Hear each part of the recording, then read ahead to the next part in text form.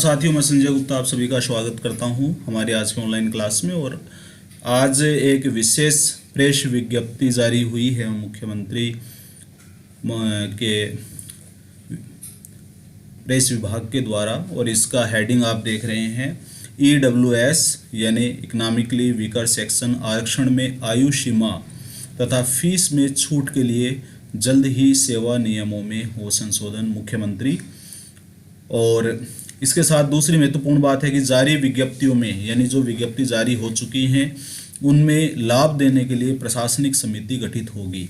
तो पहले हम इस विज्ञप्ति को पढ़ लेते हैं, उसके बाद में डिस्कस करेंगे कि रीट भर्ती जो जारी है उसके ऊपर इसका क्या फ़र्क पड़ सकता है। जयपुर 23 मार्च यानी आज का दिन। मुख्यमंत्री श्री अशोक गहलोत ने EWS आरक्षण में अन्य वर्गों के समान आयु सीमा तथा फीस में छूट देने की बजट घोषणा को जल्द लागू करने के लिए सेवा नियमों में आवश्यक संशोधन करने के निर्देश दिए हैं।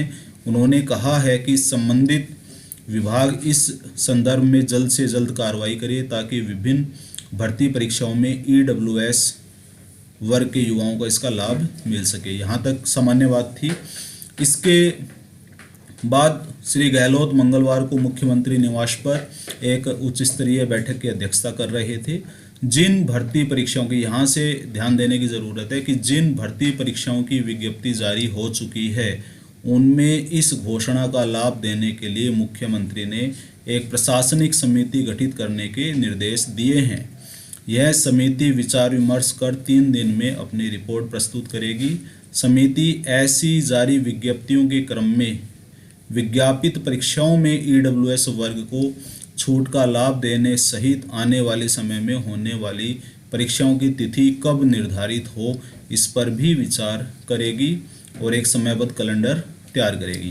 तो मित्रों, ये एक महत्वपूर्ण बदलाव अब नज़र आ रहा है कि जिन परीक्षाओं की भर्ती के लिए विज्ञप्ति निकाल चुकी है, जैसे अपन रीट भर्ती परीक्षा की बात करें तो आवेदन भरे जा चुके हैं, प्रक्रिया पूरी हो चुकी है।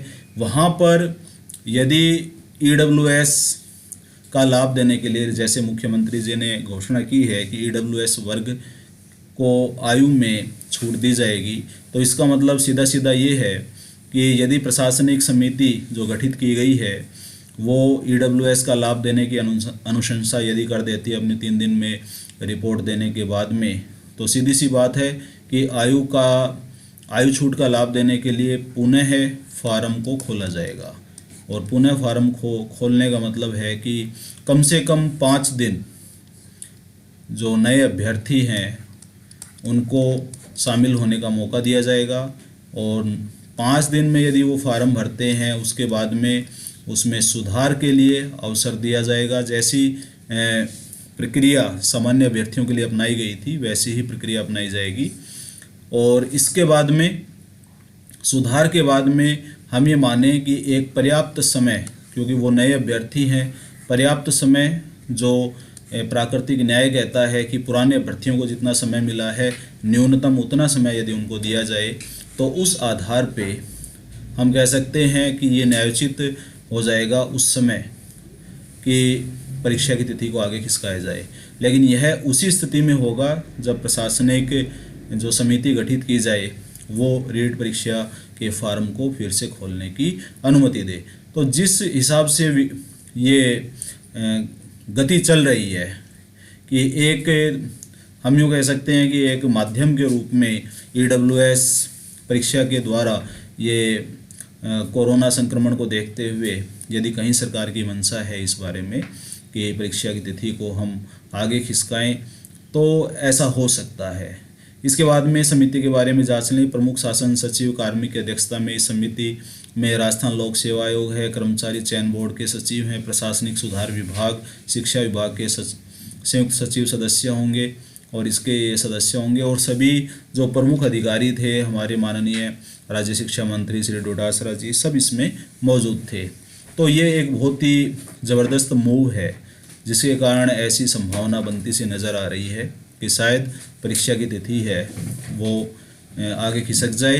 लेकिन आपको अभी डटे रहना है, जब तक कोई आधिकारिक घोषणा नहीं होती है तब तक हमें अपनी तैयारी को कोई विराम नहीं देना है। और इस विषय में एक विस्तृत चर्चा लेकर के मैं शीघ्र ही आपके सामने प्रस्तुत होऊंगा। तब तक के लिए धन्यवाद।